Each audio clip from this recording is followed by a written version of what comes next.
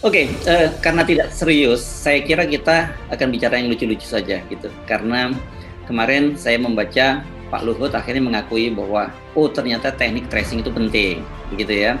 Kemudian ada berita yang perlu kita klarifikasi lagi, Pak Mahfud katanya mengaku sudah menyetor obat COVID hasil pertama selama 40 hari ke Presiden Jokowi.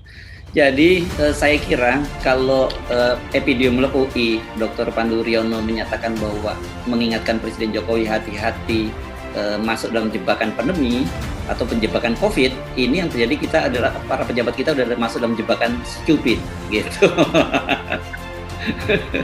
Ya berlangsunglah. Memang orang tuh kalau rutin dan konsekuen, intens itu nonton sinetron, dia bisa nemuin obat COVID itu. Jadi mungkin 40 hari Pak Mahfud non-stop. Iya betul.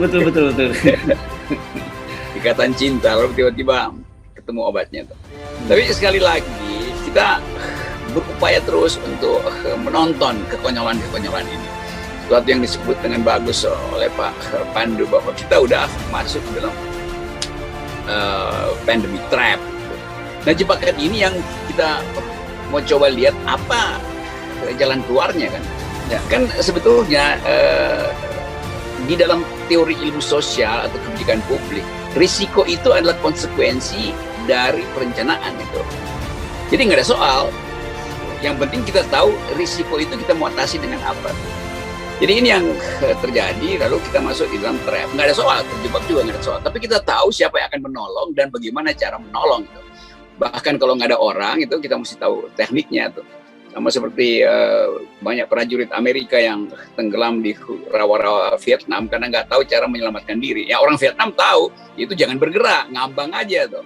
Nanti rawa-rawa itu juga akan punya mekanisme untuk mengapungkan itu.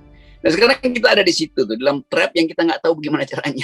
Jadi kecemasan kita bukan karena kita terjebak di dalam pandemi trap, tapi kita nggak tahu cara keluar dari jebakan itu. Nah itu Pak Pandu terangkan itu pada Presiden. Tapi Pak Pandu juga keliru bahwa bisa caranya bisa dengan cara nonton sinetron karena itu dapat ide. Oke, nah saya setidaknya mencatat dua hal yang bikin Pak Luhut ini kaget dan juga saya sendiri kaget. Kemarin beliau sempat menyatakan bahwa pemerintah sama sekali tidak memprediksi akan terjadi lonjakan COVID setelah bulan Juni. Ini betul-betul kemana aja gitu. Nah sekarang tiba-tiba ngomong bahwa teknik tracing itu penting. Ya ampun, saya tepuk jidat aja gitu.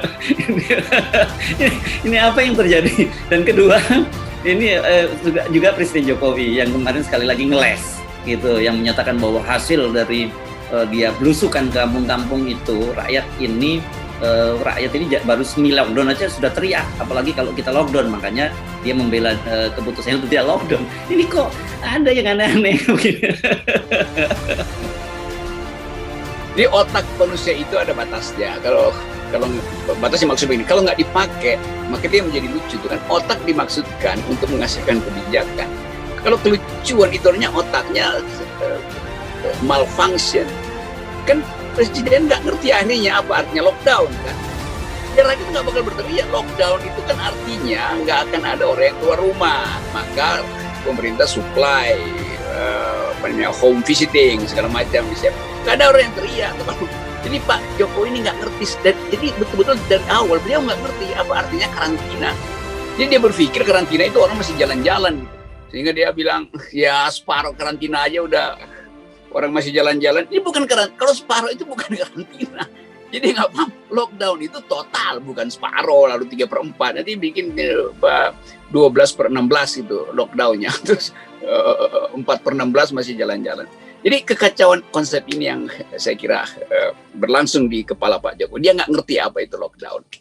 Lalu Pak Luhut, ya itu juga sama kok baru ngerti. Tapi bagi saya nggak ada soal, nggak di tracing pun nggak ada soal.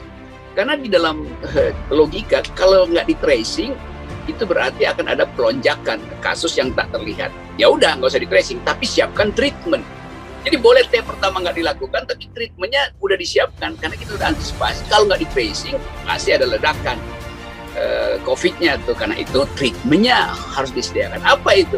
Ya bansos itu pertama-tama. Nah Ibu Risma sekarang ngomel, bansos itu nggak efektif kalau diserahin ke daerah, atau mending kita supply langsung. Ibu Risma juga nggak ngerti bahwa seharusnya daerah yang mesti diefektifkan itu, bukan dari pusat. Pusat bikin kebijakan aja, nggak usah pusat bawa bansos keluar. Ibu Risma maksudnya jalan sendiri bagi-bagi, kan ada aparat. Jadi perbaiki aparatnya, bukan mengeluhkan. Aparat nggak bantu, ya perbaiki dong. Bukan kami ambil alih. Ya ini jadi kekacauan itu berlangsung terus. Jadi treatmentnya harus diperbanyak. Kalau malas tracing melalui bansos dan vaksin, vaksinnya dibuang. Kenapa? Karena koordinasinya buruk kan. Ini betul-betul kita dililit dalam trap kebijakan sebetulnya. Jadi saya tambahkan buat Pandu, ada 2 trap itu. Pandeminya sendiri udah trap karena kita nggak keluar dari kebijakan. Upaya untuk keluar dari situ juga bikin trap baru. Jadi kita putar di dalam rawa-rawa Vietnam yang adanya di Monas, kan ajaib kan.